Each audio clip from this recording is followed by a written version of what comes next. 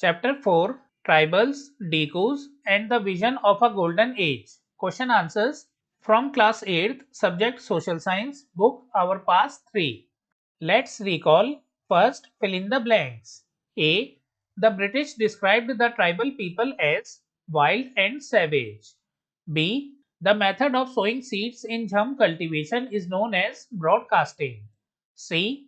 The tribal chiefs got land titles in central India under the British land settlements. D.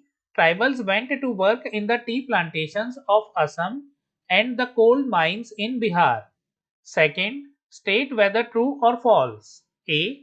Jham cultivations pluck the land and sow seeds. So friends, this is false.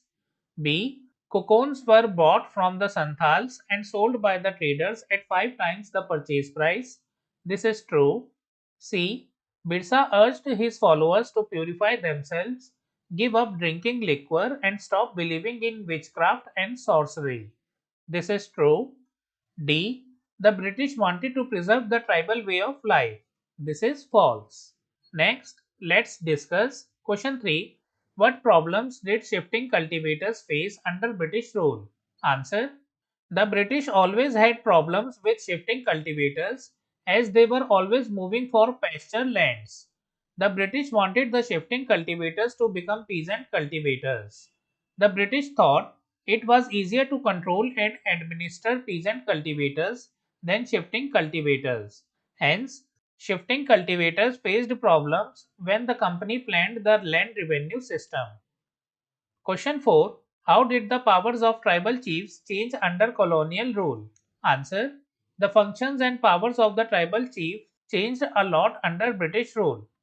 They lost most of their administrative powers and consequently their authority. They had to pay large tributes to the British and were forced to oppress their own people in the name of discipline. Hence, the colonial rule they lost, the authority they had earlier enjoyed amongst their people, and were unable to fulfill their traditional functions. Question 5. What accounts for the anger of the tribals against the Dikus? Answer.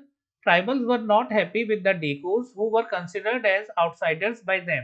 The tribals wanted to be shifting cultivators and not be peasant cultivators. The Dikus were settling in at the tribals' lands, wanting the latter to sell their lands or rent their lands at very high interest rates. This made the tribals unhappy. Also, the tribal chiefs lost their administrative powers under the British rule.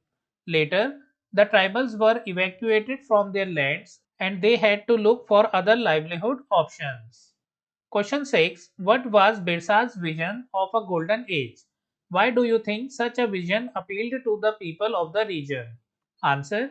The tribal Sirdars talked of a golden age.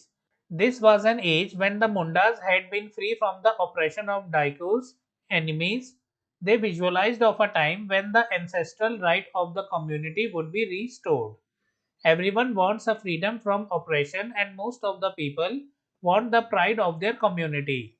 The vision of a golden age was like a dream for the tribal people. Hence, this vision appealed to the people of the region. Question 7.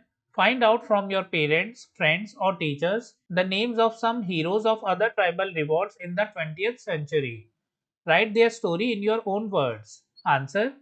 Rani Gaidinliu was a freedom fighter and was born in Manipur state. She practiced in the freedom struggle with the leader of the Naga tribe, Hasipao Jodonang. He started a movement to expel the British from Manipur state and due to this they captured and hanged him till death. After the death of her guru, Gaidinliu herself took over the leadership of the movement.